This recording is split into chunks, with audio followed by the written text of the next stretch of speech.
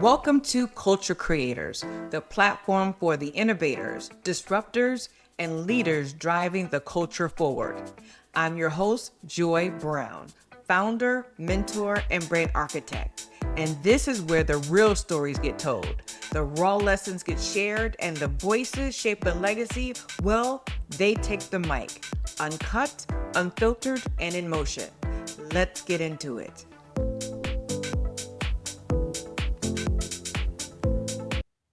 Hey, if you've ever wondered how people actually become the ones building campaigns, bringing brands and artists together, and shaping culture behind the scenes, well, this episode is for you. So today I want to talk about how to get started in brand marketing, what to study, how to get experience, where the jobs live, and how to get your foot in the door. And because this is Culture Creators, I'm not going to give you the polished corporate version. I'm going to give you the culture lens, the community lens, and the real story of what it takes to break it and make it. You see, I didn't plan this career. I was in the marketing department at Atlantic Records, working with artists like Brandy and Wiz Khalifa and many others, and Sean Paul. Shout out to Sean Paul. But what I will say is I saw my artists had really big visions, but their budgets didn't match it. So I started reaching out to brands. Could we tie in a product or a company to an artist story? Could we stretch what little money we had to make the vision happen? You know, at the time, I didn't even know there was a formal brand partnerships role. I was just trying to make sure that artists had what they needed and to be the best executive I could. Now, the pro of coming from marketing was that I understood how to connect the two, the artist and the brand, culture and commerce. But there were cons too. I didn't go to business school, so I didn't have the language of KPIs, ROIs, CPMs, all that kind of stuff. I kind of had to teach myself and learn it on the fly. So I spent hours reading trade magazines, studying reports, really paying attention in meetings, and figuring it out all on my own.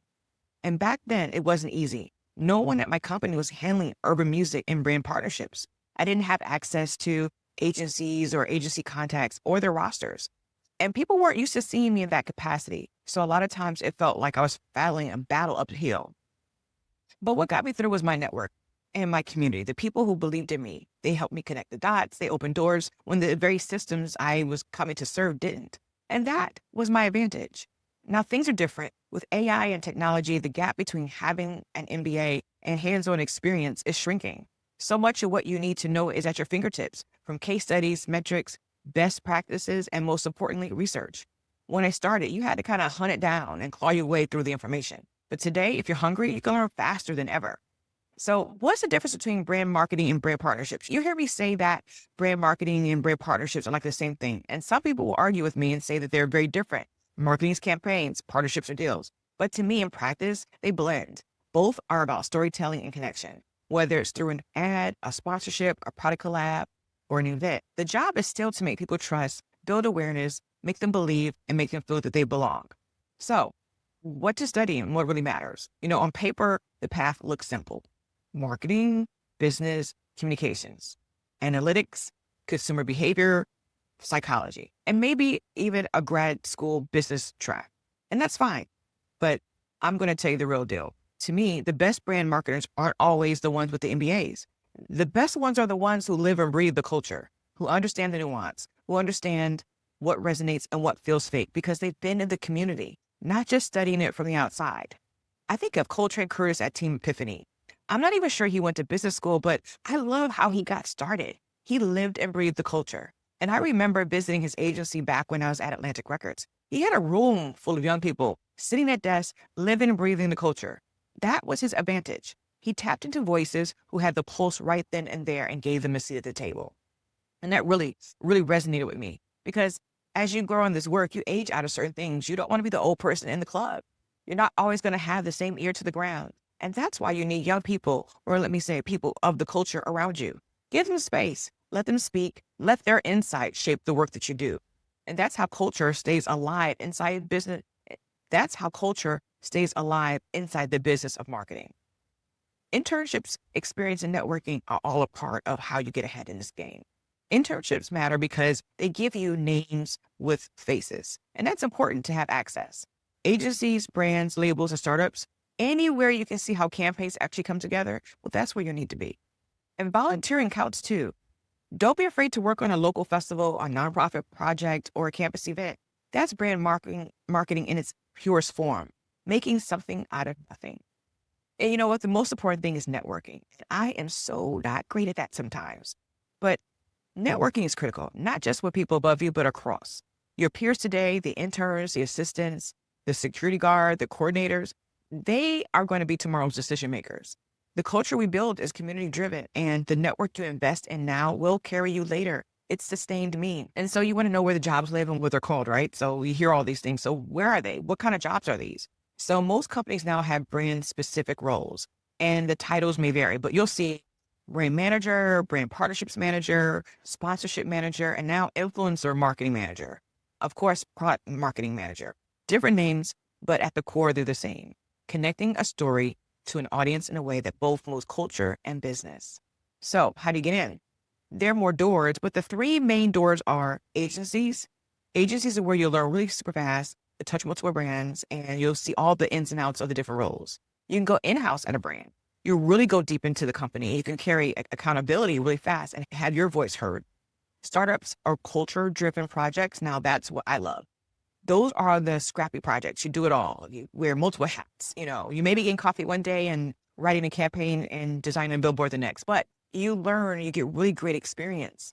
And in music, sports, and entertainment, it's all about partnerships. The balance there is keeping brand safety intact while staying true to the culture. And there are industry differences when it comes to brand marketing.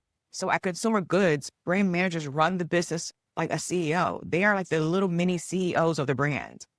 In tech, product marketing drives positioning of the product. They handle the launches, talk about the adoption of the product. In entertainment, it's a little bit of the wild, wild west, but it's getting much better. It's about authenticity, connecting to fans, engaging fans, and partnerships in that area rule everything. And at nonprofits are really mission-driven storytelling and trust. That's how they go about their marketing. So they're different industries with the same through line: insight, storytelling, execution, and measurement. And you want to know how you can start right now. To me, I would tell you this is the best way I would do it, because the competition out there these days is super, super thick. I'd say pick a brand you love and write a positioning statement. Who are they? Who are they missing? What's the opportunity? Build a 5-slide mock partnership deck. Show you can think like a brand marketer. And then reach out to 3 people with the titles I've listed. Ask for feedback, not a job. Ask them to go out for coffee and tell them that you have some ideas you'd like to share with them for free, just because you love marketing. Volunteer in something real. A community event, a nonprofit, a campus project. Those are all excellent ways to get experience. And document your results, not just for Instagram. But even if it's only 50 people showed up, get some intel. Ask them their feedback. Document it all. It matters. And keep your network alive. Community is currency. So if you want to work in brand marketing, start where you are. Build something small, connect the dots, tell the story. And remember, what separates good marketers from great ones isn't who has the fanciest degree. It's who understands the culture, who listens to the community, and who can bring those voices in the room to drive business. So folks, that's how you can get in, and that's how you can stay in. Thank you for tuning in to Culture Creators, where innovators, disruptors, and leaders take the mic. If today's conversation inspired you, share this episode, subscribe where you listen to podcasts, and leave us a review. Your voice helps amplify the movement. For more stories, events, and ways to connect, visit culturecreators.com and follow us on social at The Culture Creators on Instagram. I'm Joi Brown, and this has been The Culture Creators. Until next time, keep creating, keep building, and keep moving culture forward.